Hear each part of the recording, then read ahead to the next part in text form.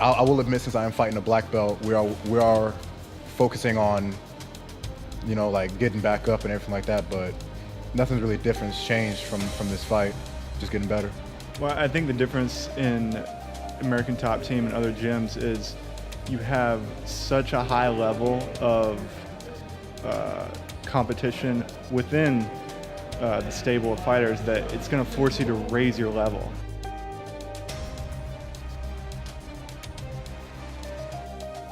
Obviously we want to win, but our primary focus is always getting better, right? We're looking for improvement from each fight, one fight to the next. And the philosophy is if you can constantly improve, then you're just going to get better and better and eventually be unstoppable.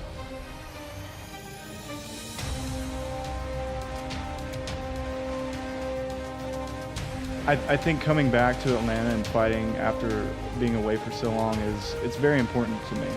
To be able to train for so long and come back as a man in my prime and really show what I'm capable of doing is going to be very special for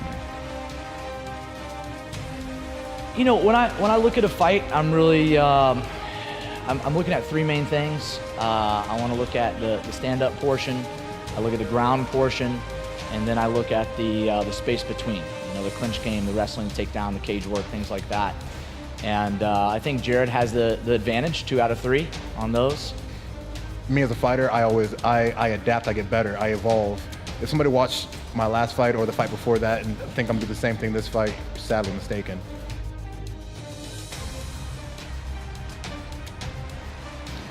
Biggest strength is my experience. I'm a black belt in Brazilian Jiu-Jitsu. I've been training Muay Thai and boxing for the past 10 years, and I have a pretty deep wrestling background. So I think just my experience level is very high, especially for a fighter who's had all his professional fights in the last 18 months.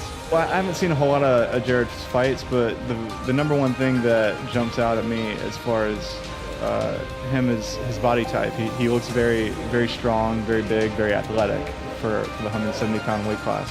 So he looks like he'll probably be one of the best athletes I've ever fought. But on the flip side, he severely lacks the experience that I bring to the table as far as my grappling, striking, and just overall MMA background.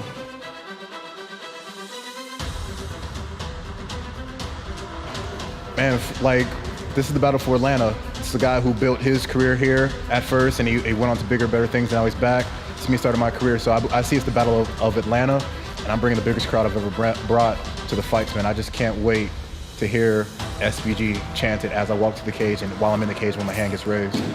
I mean, this is an exciting fight. Not only do we have Jared versus Micah, but we also have another fighter, amateur, going against an ATT guy. So it's SBG versus ATT at this show. And, it's a fun rivalry, obviously friendly rivalry. We love those guys. But, yeah, I mean, we're coming to win.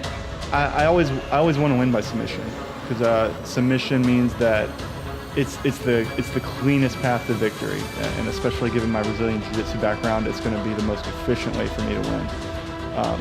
But striking and length plays a big factor in my game as well, and I'm longer than this guy, so that as long as I move my feet and keep my range, I think he's going to have a lot of problems on the outside. And if he rushes in to try to take me down and nullify, try to use his athleticism, he's running into a great ground game. So there's a lot of problems for him in this fight. And I don't think I see him having better than me in jiu-jitsu. And even that's questionable, because there's a difference between regular jiu-jitsu and MMA jiu-jitsu. I hit him one time, he's a brown belt. I hit him again, he's a purple belt. Now we're even. So I don't see him having anything over me. Even the experience doesn't even matter, you know what I mean? Everything changes once you get hit. So I'm going in here, man. I'm just going to run through him like I do everybody else. Night Train going to keep rolling. If Micah's game plan is to come in and take me down, he's sadly mistaken. I promise you, he's sadly mistaken. My fans know it. My teammates know it. I'm just going to go out there and show him. I just can't wait to show the world that I have evolved and that I'm better than this experienced Micah Miller. It's very important to really support the local mixed martial arts scene. This sport is booming, it's growing, but it's not going to continue to grow unless people really invest in the sport at the lower regional levels. 29 years old, I'm in the prime of my career, and I'm really ready to make a run, and I look forward to being able to perform in front of everyone, and really, my perfect night ends with a submission.